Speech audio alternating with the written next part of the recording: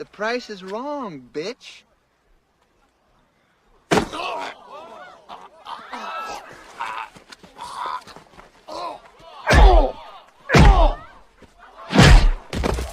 think you've had enough. No? Now you've had enough, bitch.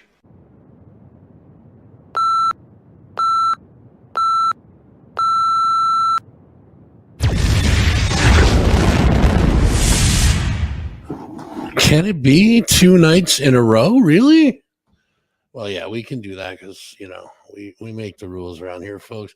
Good Friday evening to you, everybody. That Fuzz and Rock show. Listen, here's the deal, guys. And I told you guys October is going to be busy, busy, busy, busy. So we have 2 interviews. It's a Friday night doubleheader tonight.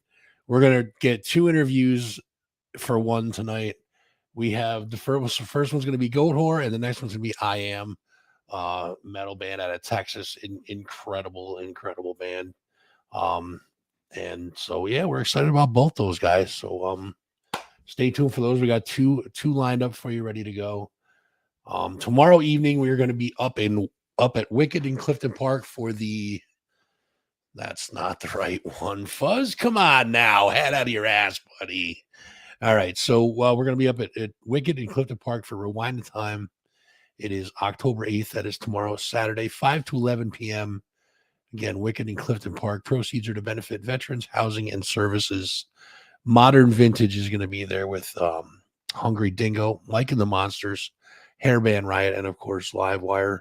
$20 donation at the door. It gets you 5 bands, raffles, prizes, so much more. And the much more is you're going to have a magician going around, and then the magician's awesome, trust me. And then the sinful pole dancers are also going to be there, folks. So Fuzzy will be emceeing it. That'll be me. I'll be up there in all my glory. Still feeling a little under the weather, guys, but I'm on the upswing, so we're looking good for tomorrow night. It's going to be great. And as you can see in the upper right-hand corner, I am joined by Mr. Jim Wortman for this whole thing tonight.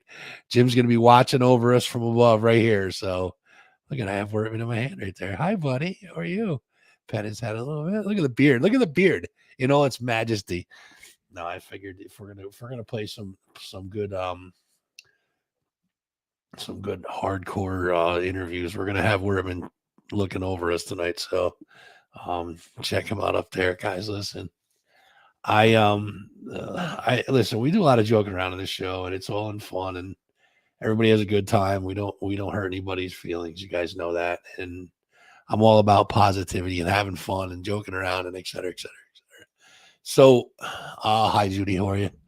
So, listen, I got something serious I got to tell you guys. And so, I talk about the Kings Inn, and we have a very good relationship on the show with the Kings Inn and with Judy and Humpy, 2 of the most amazing people on the planet for sure. Judy's in the chat. Hi, Judy, again. So, last night, I guess, Cassidy, who I always say that I can't stand, and her and I have this whole rivalry thing going. She's in a motorcycle accident last night, and she hurt herself pretty bad. Nothing life threatening, thank God, but she is in the hospital and needing some care. So, with that being said, speedy recovery to you, Cass. I care deeply about you. You're an amazing woman, and I wish nothing but the best for you in a speedy recovery. And please hurry up and heal so I can get back to hating you again. Let's put it that way. All right, so we can leave it at that. But we're gonna be at the Kings Inn Tuesday for the guest bartender thing, and even if we have to wheel her in, we're gonna try and get her there somehow if she can make it. Hopefully she can. If she can't, she'll be there in spirit, and we'll do a little something for her. We'll try to do a little something for you, Cass. How about that? But all you have to do is just be concerned about getting better, and wish you nothing but the best. And to you, okay? So again, hurry up and get better so we can start back to hating each other again.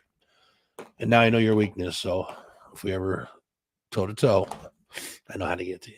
All right, so and I'm just again joking around. Heal well, my friend, and we'll see you back out there soon. All right, we're gonna start this off with the Goatwhore interview. This was a couple weeks ago. I think I recorded this. Cool dude. Had a lot of fun with it. So I'm not sure if it's this one or I Am. It may even be Miss May I, but there's one where I like brain fart for a good 20 to 30 seconds. I think I left it in. So it's one of these 3 interviews coming up. Miss May I is going to be Wednesday this week at 8 p.m. But yeah, it's pretty humorous. I completely lost where I was going. I had like 4 questions I wanted to ask and forgot. So it may be in one of these 2 interviews tonight. It may be Miss May I.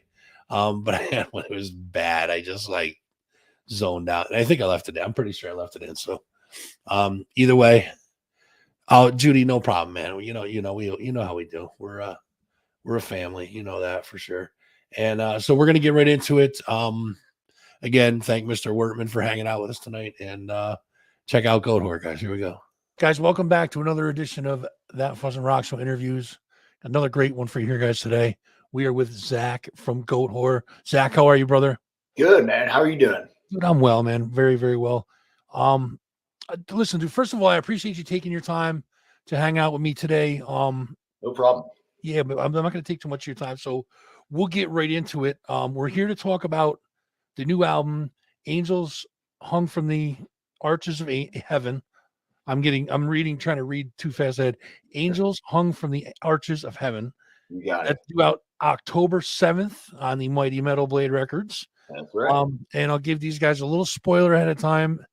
The intensity of this thing is heavy as fuck, guys. So if that's what you're looking for, this is it. So make sure you pick this one up. We'll talk about the album in just a little bit. I want to talk about the band for a minute. So you guys are from New Orleans, correct? Yeah, the band is based out of New Orleans, correct. Okay. So how did you guys get together? Well, Sammy had started the band after after Acid Bath was they had a kind of tragic end to the band with their bass player Audie passing away untimely, and so Sammy started Goatwhore as another outlet for his darker, more heavier taste in metal and stuff. And from then on, Ben kind of came into the fold, and then 2 albums down the line, I had joined the band and had been with them ever since. And with blink of an eye, here we are. So there has been some lineup changes. How has the lineup changes affected the sound of the band? I don't know, because when I joined, they had 2 records out with a different drummer. And when I joined the band, I tried to really stay faithful to kind of his style and just the style that was needed for the music. So within that, and as time went on, obviously I was more comfortable in adding, my own kind of style and personality into the music. But as far as that, Ben, Sammy, and I have been kind of a core unit for about 18 years now. Yeah. So aside from that, bass players kind of come and go in, within that time. But I think the sound has kind of just evolved between us pretty naturally, and pretty much stayed true to what we feel Goatwhore is and should be. So for sure. Now let's talk about you for a second. What are some of your early? Let's start from the way beginning. How did you first get into music? How did you first start? I guess Mio's, growing up, I guess, being kind of a younger dude in the band and in this scene at that time, I kind of grew up the traditional way, through Kiss, Ozzy, Black Sabbath, and from then on, kind of snowballed into the, heavier realms of stuff, like Celtic Frost, Venom, and more extreme stuff from then on, Morbid Angel and stuff like that. But definitely, I think the core influences of the band were definitely the first wave of black metal bands, and also so many different early German thrash metal, and just all sorts of things kind of combined into one cohesive thing. And earlier on too, I guess the band was really kind of more into the kind of black metal leanings of the of extreme music, but Mhm. also peppered in with some death metal and also I hear some grind influence too on the first record especially. Sure. So, trying to think of what my next question was going to be. I completely blanked. You There it is. Spit it Um, out, stuck. I folks. can't believe I Spit it just got out. stuck like that. That's yeah. never happened before. I'm sorry about that. So now, if you weren't a musician, let's try this again. So if you weren't a musician, what career path would you have taken? Man, I don't think I've stopped long enough to really even think about that. I guess if I wasn't a musician, I'd still be out there trying to be a musician. Mhm. But, Well, you really don't have to try. You either are or you aren't. But absolutely.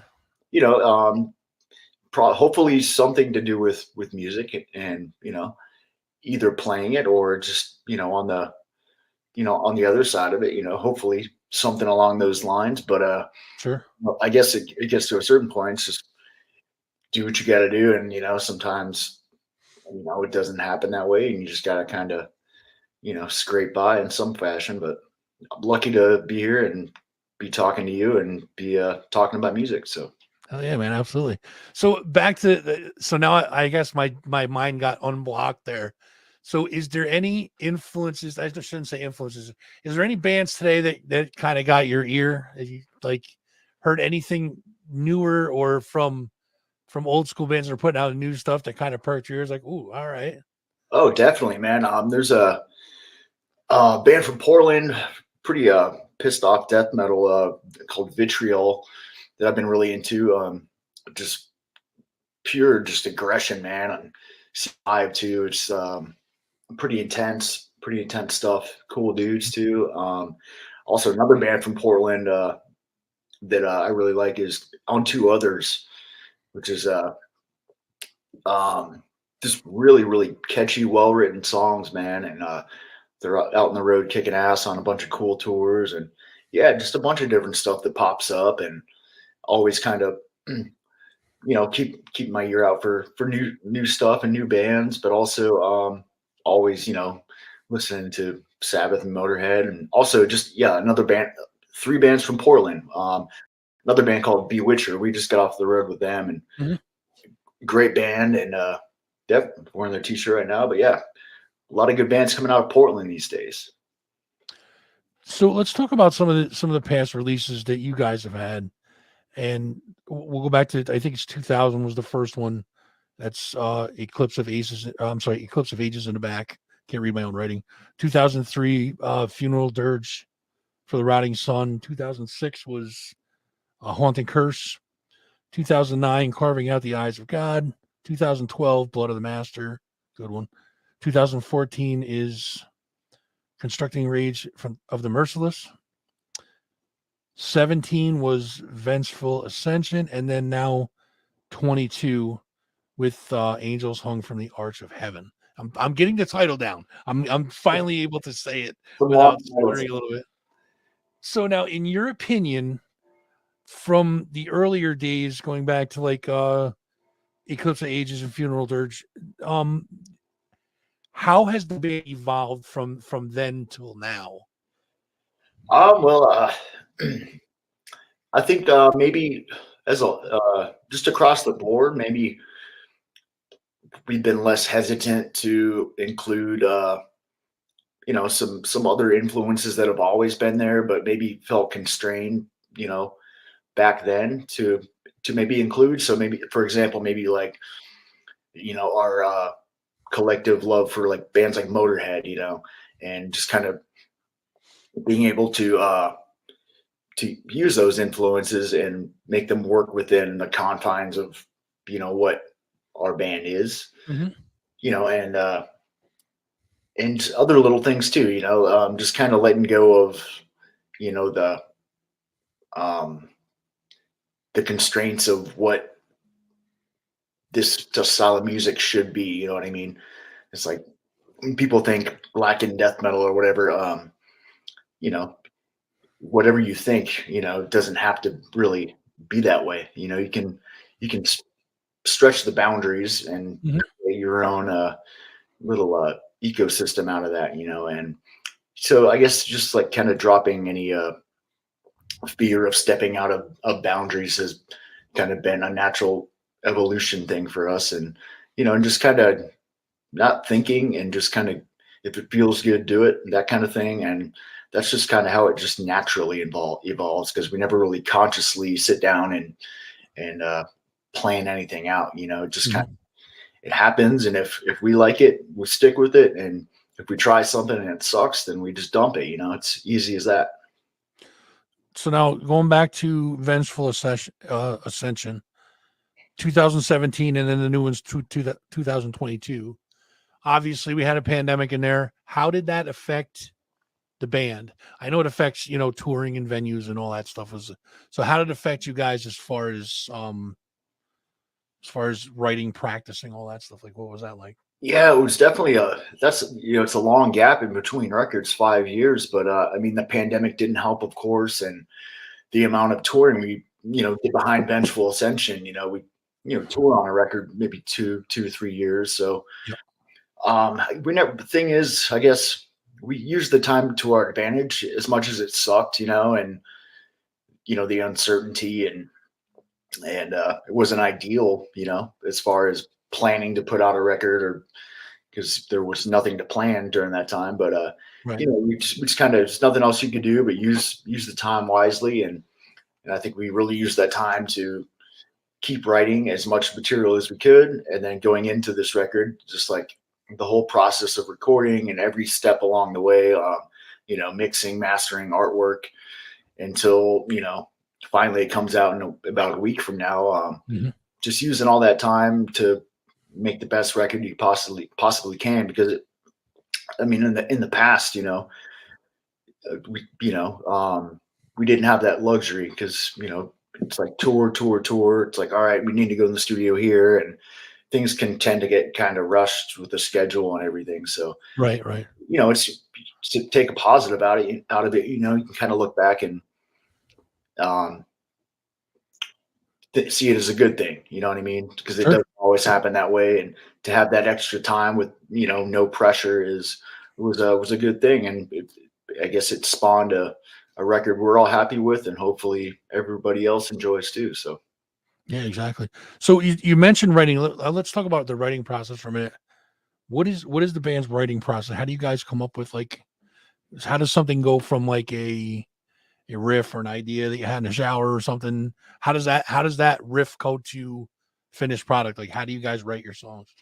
obviously it's kind of changed over the years, and it's a little more efficient, I think, these days. I mean, Sammy and I used to just sit in the rehearsal room with a little jam box, like boom Mhm. box thing, and he would have a tape of just tapes and tapes of riffs, and we'll just sit there and pick out, and we're like, all right, this would be a good starting riff, and just kind of build it from there. And that was it's very time consuming, but Sure. nowadays, since I live in Phoenix, um, Ben and Sammy live in New Orleans, and our bass player lives in Austin.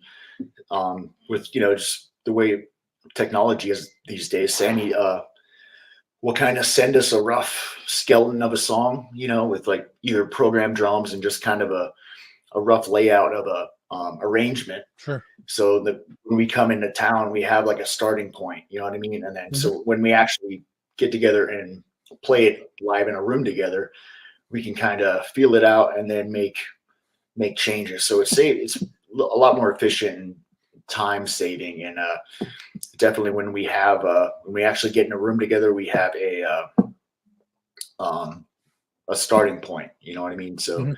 and it's kind of rolls along that way, and then we kind of make revisions as we see fit, and kind of go from there. But yeah, it's definitely um, definitely a time saving, efficient thing for us these days. Absolutely. So now let's talk about the new release for a minute.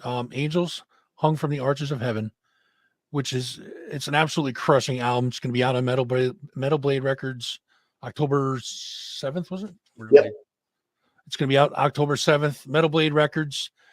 How long did it take to write this? So let's go back to kind of the ties into the whole writing thing. How long did it take to write the album? I mean, I know that you guys said it was more efficient. How long was the writing Yeah, process? we never really stopped writing after Vengeful Ascension. You know what I mean? So that record, even when we went in the studio, we had songs that weren't complete enough to be included on that record. So they kind of carried over into having a head start for this record. So there'd maybe be parts, we would kind of like, oh yeah, let's take that part from that unfinished song and do that with it, and just kind of arrange things. So it was definitely a starting point that carried the momentum into writing for this record. And then in between tours, we keep working on stuff. And then when the pandemic hit, that's when we really kind of buckled down and started going over these songs and solidifying, the good ones. And we kept working on additional songs. And I think by the time we went in the studio, we had stacked up like 18 to 20 pretty complete songs. So then we made plans to go in the studio and record, and we just picked the best 12, and then just focused on those, rehearsed the hell out of them, recorded them, and that was pretty much it. And then going in, the next record after this one, we'll definitely have a starting point for that too. So it's just kind of the way it's always gone for us. And but I feel that we never stop writing, because I feel when you put out a record, it would be easy to sit back and be like, all right, we don't have to think about working on music for however long, and just kind of celebrate that. But if you don't use that muscle, that creative muscle, I feel that it's a detriment to you as a musician. Oh yeah, that's a smart way to do it. So where did you guys record it? We recorded a studio called Studio in the Country. It's about an hour north of New Orleans, so close enough to home base, and really nice studio. I mean, like Kansas recorded all their big records back in the 70s there. Mm-hmm. Just a really cool studio, and they have a 5-bedroom house on the properties. It's in the middle of the woods, total isolation. So Nice. we're basically just do your job in the studio, go sleep, and just like total undistracted work environment. And it was great, man. It was kind of like when you walk in the studio, it's kind of like a time capsule, like you're walking back into the 70s. It's just just a cool atmosphere, man. We had the best time working there. So what's the first single off the album? The first single was Born of Satan's Flesh, and that came out I think that dropped a week before we started that last headlining run that started in August, and we played that song live that whole tour. And then I think towards the end of the tour, the second single came out, which was Death from Above. Mm-hmm.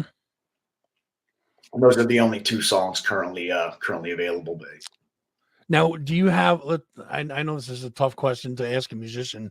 It's like asking you to name your favorite kid, but do you have any personal favorites on the album that you favor above the others? Or I do actually. It might be. I don't know. It might be weird when people actually hear the record, but my favorites right now are definitely the closing track, because it's kind of I'm kind of most proud of that track, because when we were writing it, I knew we knew it was good enough, and I was excited about it, and obviously we included it, planning to include it on the record anyway. But it all came together, and I heard everybody's input on it. It became like a much more special thing to me.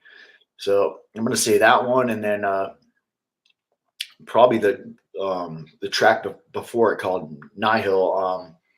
It's just one of those quick, just gets out of the way quick, just a quick, really hit you in the face metal song. You know what I mean? But honestly, I mean, all these songs are still pretty new and fresh to me, and I'm excited about all of them, honestly. Awesome. That's good to hear, man. I like that. So now, is there a plan for a tour to support this new album, or? Yeah, actually, the plan is right now, we might have some stuff coming up in the US before the end of the year, but probably nothing extensive. So we just did like 76 shows in the US since April. Right. And we're gonna let the record come out and kind of marinate and get in people's heads. And our first order of business next year, we're going to Europe with Revocation January, February, and then from then on, it'll be straight out supporting this record and playing all these songs live. So do you guys? Let me ask you this, and I ask this question a lot in my interviews, and I get a lot of different answers, and I don't know if I'm trying to uncover why or not, but do you notice a difference in, and especially in this genre of music? I know the crowds are different, but do you notice a difference between US crowds and, let's say, European crowds? Yeah, actually, and I guess it's kind of the same as and you could even take it a step further, like just countries or continents by region, you know what I mean? Sure. Like for the US example, like a Texas, like an Austin, Texas crowd, the energy of them typically is going to be different than, you know, maybe a New York City crowd or something. And it's the same in Europe, like a Scandinavian crowd where everybody's kind of polite and respectful, and you don't know if they're actually enjoying it because they're not like thrashing around going crazy because they're Right. maybe a little more civilized or something. Yep. And then when you go to Eastern Europe and they just seem like they're just kind of like the Texas vibe, or the kind of bloodthirsty and just going crazy. But I guess Europe to America, there's a lot of similarities in that fashion just by region. Mm-hmm. But I couldn't generalize like a main difference. There's passionate people who love metal in both places, and I could only really discern differences if we were going by like regions, Certain region, yeah, sure. So, okay, let me ask you this one then. Is there a do you have a favorite venue that you like to play? Is there ones that stand out that you're just like, I can't wait to go there to play that show or that? Oh yeah, venue? yeah, totally. I mean, and they might not be for the reasons you would typically think. Like, for example, like in Chicago, club called Reggie's. It's not super big or fancy or anything, but Mhm. I guess for an artist, I mean, first of all, like the people that work there are great. It sounds great in there for the size of room it is. We always have packed, rowdy shows there, but also it's always a comfort when you know you're stopping on a place on tour and they have a laundry machine, they have a they have a shower. It's like a decent backstage where you can kind of refresh your stinky tour life. Creature comforts, right? Yeah, that shit's important sometimes, but Yeah, hell yeah, man, absolutely. definitely in Europe too, man. Some of the nicest like state of the art venues, and they really take care of you, kind of more so hospitality wise than some of the U.S. places. But it all depends, man. There's nice places everywhere, and but basically as long as the place has a power outlet, we'll play there. That's a good thing. And that's, obviously I've heard that from several people that you get taken care of a little better in Europe than you do in the US. I've heard that from several people. So you're not alone in that, believe me. So I'll give you one more and then I'll let you kind of wrap it up. So let's say this next tour you're going out with, you're only allowed 3 albums with you to listen to. What are they? Man, all right, I'd probably go Motorhead or Gasmatron. Ooh, I'd probably go Black Sabbath, Sabotage. solid. Man, third one. Third one's always the toughest, just Yeah. so you know. Shit. All right, Merciful Fate, Don't Break the Oath. Oh, Oh yeah. all right. You just earned my respect, sir. Absolutely. So is there anything else? Is there anything else you want to tell the folks before we wrap it up? Hey man, first of all, thanks for having me, and My pleasure. yeah, new records comes out October 7th, which is next Friday. Yeah, not this Friday, but the next Friday on Metal Blade Records. Angels Hung from the Arches of Heaven. There'll be a new video dropping for the title track that day as well, so keep your eye out for that. And yep, be back in Europe next year, early next year, and then all over the place from then on, man. We can't wait to see you and play all these songs live. Hell yeah, man. So, okay, you guys, you heard it straight from Zach himself. Check out the newest release from Goatwhore, Angels Hung from the Arches of Heaven, out via Metal Blade Records, October 7th. Make sure you get your little mittens on this one, guys. It is heavier than hell, and you're not going to regret it for sure. It's killer. And for more information, you can check out goatwhore.net, facebook.com/thegoat666. I got to take my glasses off to read, believe it or not. Insta, Twitter, and YouTube is Goatwhore, NOLA. Nola. See, I like how you like what you did there. And there's links to the merches, live.60tomusic.com. You can also check metalbleed.com for more info. Zach, dude, it's been a pleasure, man. I definitely appreciate you coming, hanging out, and talking with us. Thanks for having me. And hopefully we'll see you up here in New York when you guys go out on the road. But new album, dude, it's killer. You guys did an amazing job, and Thank you, man. hopefully everybody goes out and grabs it. So till next time, man, definitely come back and see us soon, man. All right. We'll do, man. Thanks for having me. We'll talk to you. Sure. Zach from Goatwhore. Thank you, bud. Thanks, man.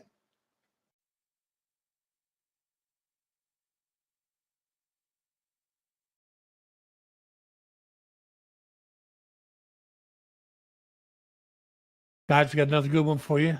I am joined today by Drew of I Am. Please welcome to the show, Drew. Thanks for taking time out to hang out with us today, brother. I definitely appreciate it, man. Yes, sir. Howdy, how you doing, man? Not too bad. How's things in the great state of Texas, my friend? Hey, fantastic. Loving it. Loving the heat. I love to hear that, man. You know, we're losing the heat. We're up in New York, so it's starting to get to be those, 40-degree nights and 80-degree days. It's kind of weird. Yeah, I wish. It stays about 90 about this time of year, pretty much the whole time. It dips down a little bit at night, but right. No, I feel you, man. So we're here to talk about the new album, Eternal Steel, you guys. It's out now, just released on Monarch Heavy Records, and we'll definitely get into that a little bit. First, I want to talk a little bit about the band. The band's name is I Am. I'm sure you guys get this question a lot, but how did you guys come up with the name I Am for the band? So listen, man, I came up with that like right at the end of high school. We just wanted something that sounded, strong and out there, so we threw around some ideas. I Am came in the mix, and we were like, all right, cool, whatever. So it's not some crazy weird, hey, chill out. It's not some crazy weird deep meaning or whatever. But over the years, it's gotten a lot more merit, I guess, with like being who you are, and it kind of suits I Am musically. I've come to love it. So yeah, that's kind of how that name came about. I dig that. So you guys are from the Dallas area. How did you guys how did the band first get together? How did you guys get together? So when we started, bunch of kids in high school, didn't know how to play instruments, didn't really know much about music culture in general. Just a bunch of kids, and we had just heard about this music. We're like, fuck yeah, let's start a band, let's play this type of shit. And we weren't very good at it. So it took a few years, I'd say probably about four years or so of just playing local gigs or just not taking anything too seriously. And then, we started doing our first album, Life of Torment. That's when we started touring some and getting a little more serious about it, and beginning stages and early stages were rough. Not a pretty sight. Right. But I'm thankful for it. It gave me a lot of character. It taught me a lot. We didn't get the instant right off the bat success, so it kind of we're the slow bleed band is what I like to say. So I dig it. I'm digging the process. You guys paid your dues, in other words. Exactly. It makes it that much more sweeter, Hell yeah, man. So the rest of the band, of course, Drew, you're on vocals. Tom Reyes on guitar. Yes, sir. Chris Burgess on guitar. Yes, sir. Eric Rodriguez on bass and Ian Scott on drums, respectively. Oh, no. Ian Scott on drums is not correct. Oh, okay. Yeah, that might have been some old filler coming through. I got wrong information then. Yeah. It big time. And I only put so much emphasis on that because our drummer now, Brandon Busa, he's been with us for the last 3 years. All right. And he is one of the biggest assets to ever come in this band. And the reason why Eternal Steel kind of sounds the way it does is because of him, because of his fucking incredible abilities. But, I just want that to be very clear. Brandon Busa is on Eternal Steel, and he is in I Am, not Ian Scott. Gotcha. Okay. Yeah. So that comes to my next question was, I was going to ask you if that's the original lineup. So clearly it's not, but with the addition I'm the only original member in I Am. Oh, okay. All right. So that's everybody else. It kind of takes some people a while to figure out a lineup, but that is the most important thing is chemistry and 100% being cohesive with each other. And it took us a while to find that, but the last 3 years, this group that we got is just it's incredible, and we vibe so well. So this is the crew that's gonna stay.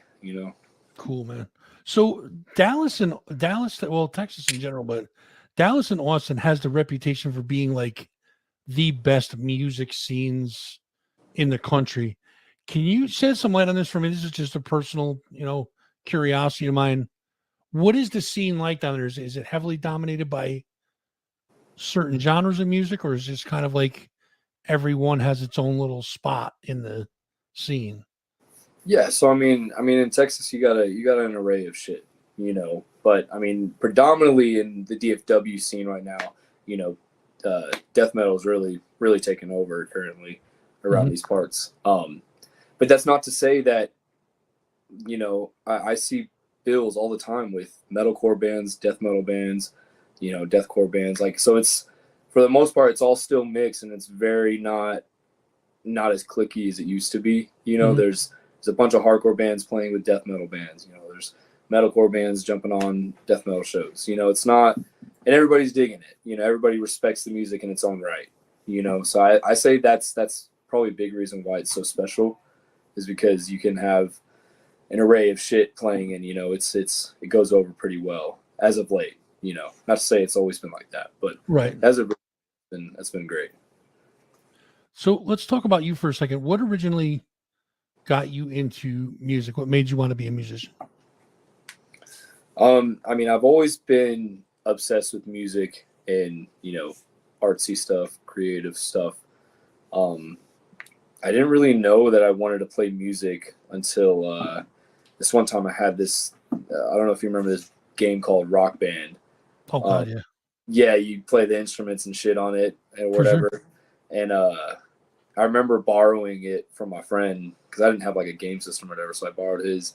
And I learned that if you press the pause button on the game, you could use the microphone and it still comes through the TV and like the speakers and shit. There you so I was go. like, oh shit, this is like an amp. Like I can just use this.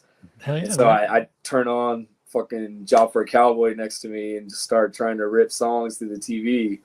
And so like that was the moment where I was like, I heard like, a voice coming through an amp, and I was like, oh yeah, like this is sick. I really want to like do music. Like I really want to do vocals in a band or whatever. Hell yeah, man. So that was kind of my little like, yeah, I want to fucking do this. So let's talk about influences for you for a minute. What kind of musical influence did you have growing up? So growing up, so it was a lot of shit, man. My mom was into a bunch of new metal, alternative, rock at the time. So, I got a bunch of Linkin Park, System of a Down, shit like that, Korn. That all came, my mom was super into that. And so it bled over to me. And then my dad, I'd say I take the most from him is because, his favorite band is Sepultura. And I'm lucky the fact that he loves metal like he does, because most kids get parents who hate that shit. But yeah, his favorite band is Sepultura. He's showing me Megadeth, Metallica, all those cool bands. Yeah, and I remember him showing me this Demon Hunter album one time. And that was the first time I heard like a core aspect in music or whatever, because until then it was just those like big bands. Yep. And that was the first thing I heard. I was like, oh shit, there's like a whole subculture of like music. Like this, it's not just like the big bands. That was my first like, oh shit moment, I think I got that with like Venom and Venom and all those where it was just like, oh, this ain't Yeah, this ain't what I'm. this ain't normal. What is this? Like, Exactly. ooh, Yeah, I must explore that, right? that's why we're So freaks. That's why we're what about weirdos. like band influence? Like I was listening to your stuff and trying to pick out some band influences, and I do this kind of quizzing myself to see if I'm still with it or not. But what are some of the band influences that influence your music? So for Eternal Steel, I was listening to. I did a whole deep dive into Pantera again, like just doing the whole albums, and so a lot of that was coming through there. Judas Priest was another big one. I was just really, really digging Rob Halford and the way he phrases things and the way he just approaches being a vocalist. Yep. Him and that other band he's in, Fight. It's like a hardcore band with Rob Halford on Yes. vocals. Yep. It blew my mind. So I was listening to that at the time. A lot of Typo Negative. That's one of my favorite bands in general. But that's I'm a Typo guy. Honestly, I'd say Megadeth too. I was really digging into Megadeth and like the really funky. They're super groovy. They got a lot of like flair on their shit. So like, Sure. I was really digging that with doing vocals and stuff, and honestly with the overall writing too. So going back to the band, you guys formed in 2011. Yes, sir. Okay. You had two self-made EPs back then. Yeah, they were just shit we gave out at like shows and stuff. Sure. Almost like demos. Yeah, pretty much 2000 demos. 2013 was you guys put out Global Control. Yeah, that was one of those like, kind of little demos or whatever. That was the rough periods, us just trying to figure out what music was. Sure. 2015 was Memento Mori. Yes, sir. Right? Nope. Okay, good. Sir. 2017 was Life Through Torment. Mm-hmm. Yep. Hard to Kill was 2018. Yep. And of course, just a few weeks ago with Eternal Steel. So going back to 2011 or so to now, how has the band's sound changed, if any, since 2013 to today? Yeah, I mean, I'd say the band's sound has changed, significantly. We're not the same people. We're not the same band that we were then. And given with the people that we do have now, Tommy, our guitarist, came in right as we were finishing Life Through Torment. We pretty much needed him to help us finish the record because it was taking, our current guitars quite some time. And we were just like, we just need another guy in here. So he came in here and helped finish that record. So it was kind of morphing to what our other guitarist was writing. So when we started writing Hard to Kill, I was telling Tommy, it's like, let's write an I Am record for us, like what we want to sound like as a collective group. Like this is, let this be like our stamp, as far as like this is who we are. And he knocked it out of the park as far as like to our abilities, And I would say that's the biggest difference between that record and Eternal Steel, is because we had so much time. We had 4 years to get better at our instruments, be better musicians, songwriters, people. So it helped us really, really be able to hone in on what we wanted I Am to be and like sound like. And it's Hard to Kill's big brother. It's what we wanted to do, but we can actually do it without limitations on what we could play.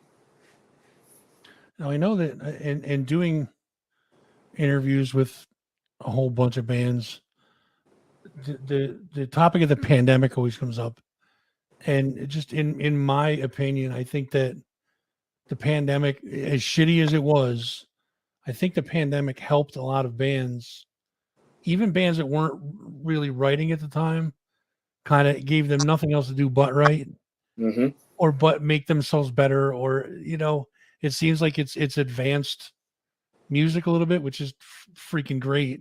How did the pandemic affect you guys? Did you guys still get a chance to get together and and practice and record and write and all that stuff during that? Oh or was yeah. it- Oh yeah. So Okay. we had written Eternal Steel prior to the pandemic, or at least majority of it. Mhm. And we recorded about it was about 6 months into the pandemic. We started recording Eternal Steel, and then we actually got to sit on the record for about another 6 months because we had so much time because we didn't know when the fuck this was going to end. So we sat on it and we were listening to it and we're like, yo, man, I wish we could change this. I wish we could go back and do this. And we're like, well, let's go do it. You know, we got nothing but time right now. So that gave us the ability to go back into the studio 6 months after recording it. And we were able to change shit we didn't like or we wish we could have done better. Mhm. So that, I mean, that benefited the record immensely, I feel.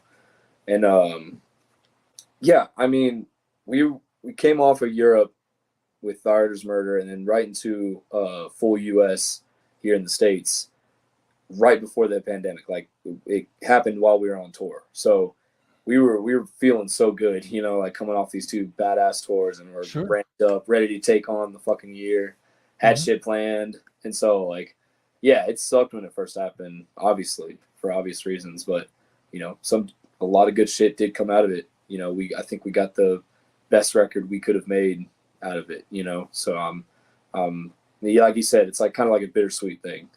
You know, it's like, yeah, it was bad, but some good came out of it, you know. Yeah, thankfully, and let's get into that. Let's talk about the new album, Eternal Steel, 11 tracks. What is the what's the first single of the album? Primal Wave. The opening track. Yes, Is sir. there The is there a Primal Wave. second single to that, or is that the first so far? What's up? Is that the first? Is that is there another single to follow that, or is that the first for now? And Yeah, I mean, we already did the Surrender to the Blade and the Iron Gate. Those were the first two singles we put out, and then the Primal Wave was the one right before the album. We just wanted one good, like, you know, this is what you're gonna get with Eternal Steel. You know, sure, so that was our last track to release as a single. yeah, I think the Iron Gate was the first one that I played. Yeah, yeah. When I played it, I'm like, all right, kind of gives you one of those, dude. Listen, man, I don't bullshit anybody. I listen to a lot of stuff. Like I get emails after emails of stuff like thrown at me, and I listen to a couple tracks. I'm like, yeah, okay, whatever, you know. This one, I'm kind of like, I played it. I'm like, kind of made my head shoot up. Like, all right, hold Yeah. on, man, something good here, you Hell know. yeah. But That's good shit. do you have a favorite track? I know this is like asking you to name your favorite kid, but do you have a favorite track on the album, or is it kind of? Yeah, man, it's a tough one to pick. It really is. But if I'm gonna pick, it'd be between Eternal Steel, the title track, Mhm. and Manic Cure, the very last song. So those would be the two that I'd put up as my personal favorite. Two solid ones. And this, I mean, it's a heavy album, dude. It's heavy. Where did you guys record this album? Where'd you guys With record this? with Randy LaBeouf at Graphic Nature out in New Jersey. Okay. Yeah, yeah. He did our last record, Hard to Kill. He's on damn near every Kubakan album. You know, he's worked on some great shit, and Mhm. we love working with him. You know, he's a great fucking guy. So I know we talked about how, I mean, it took a while to write this album and to fix the stuff that you guys didn't like. Let's talk about the writing process for a second. The band's writing process. How does something go from an idea, a riff, a, a lyric? How does something go from that to finished product? Like, how do you guys write your material? So we're all kind of far apart from each other. You know, we're all about 4 to 5 hours away from each other in multiple directions. Um, so a lot of it is Tommy. You know, he's the mastermind behind everything. You know, I got to give him this credit.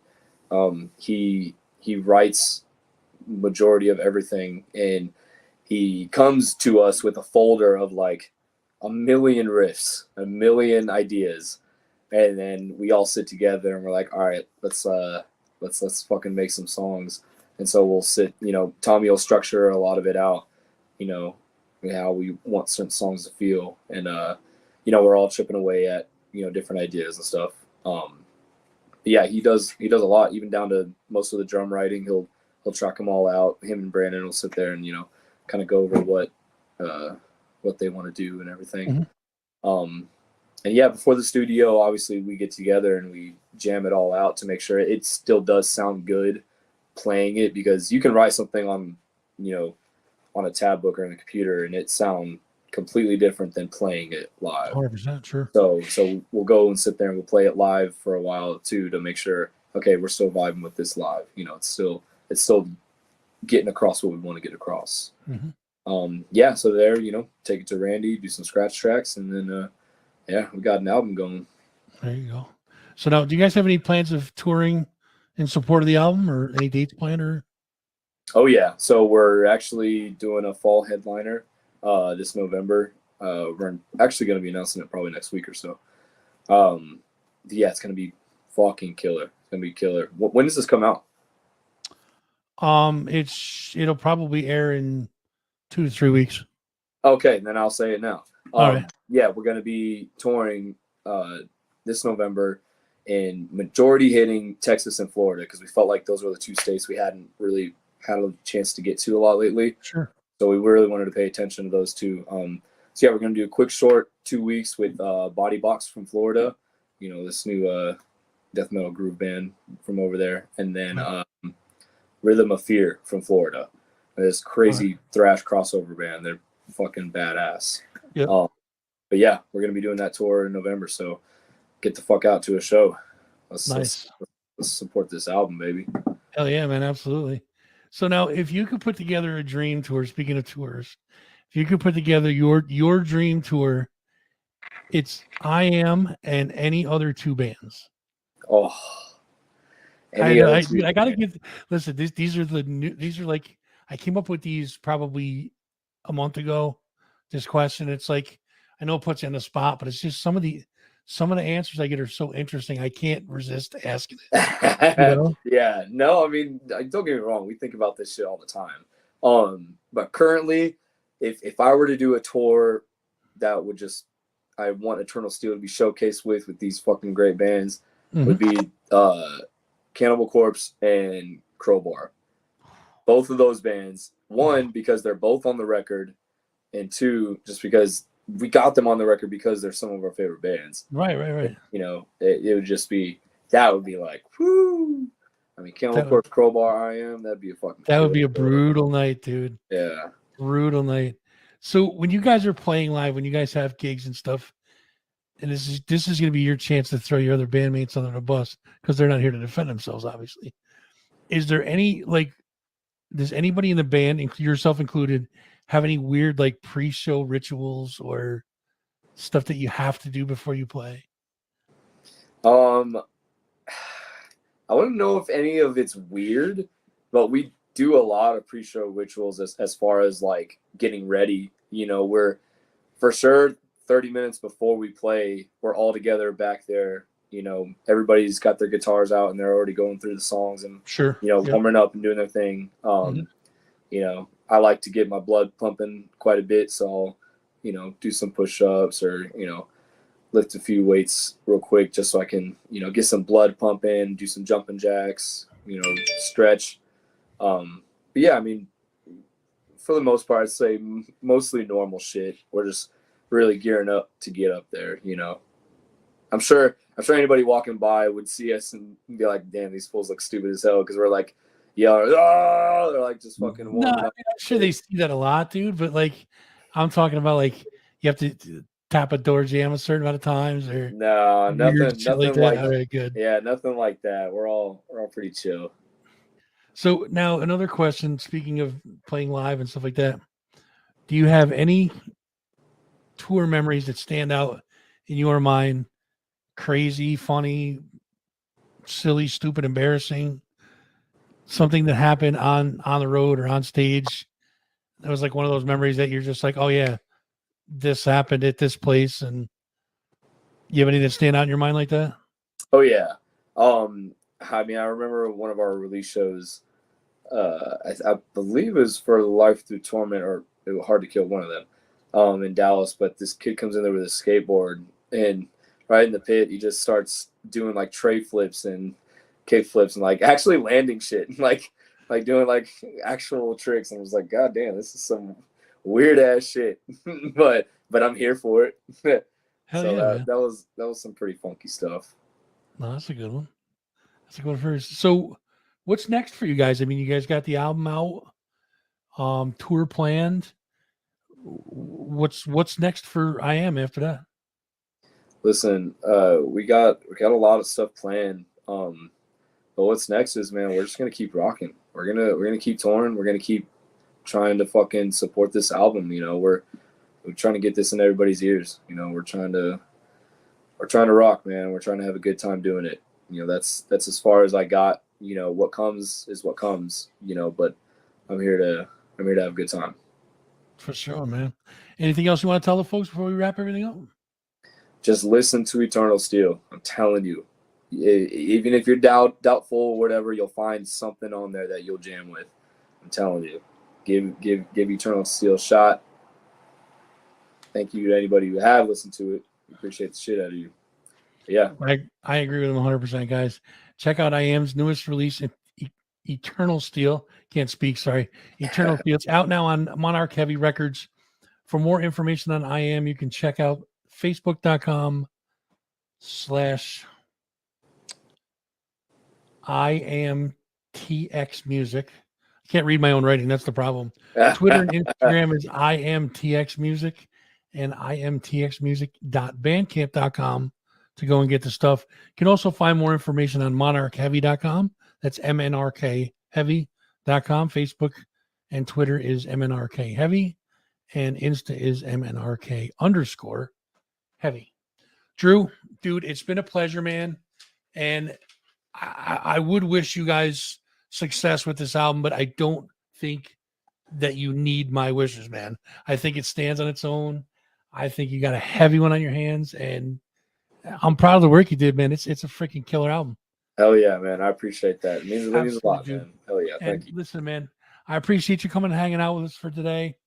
Go enjoy that Texas weather, bro. I'm going to probably throw on a hoodie because it's going to get cold soon.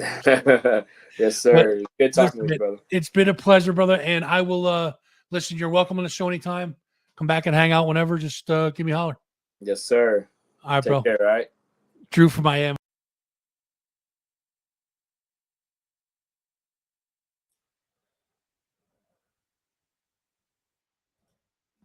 All right, guys, that's it for us this evening. I appreciate you guys hanging out on a Friday evening with us real quick to drop them two great interviews, Goatwhore and I Am. Make sure you guys are going in, checking out Metal Blade Records and MNRK Heavy. It's monarchheavy.com, and pick up those two albums. You're not going to miss. I got text messages coming in from all over the place. I got to let you go.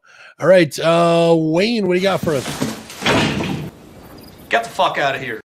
Will do. Later.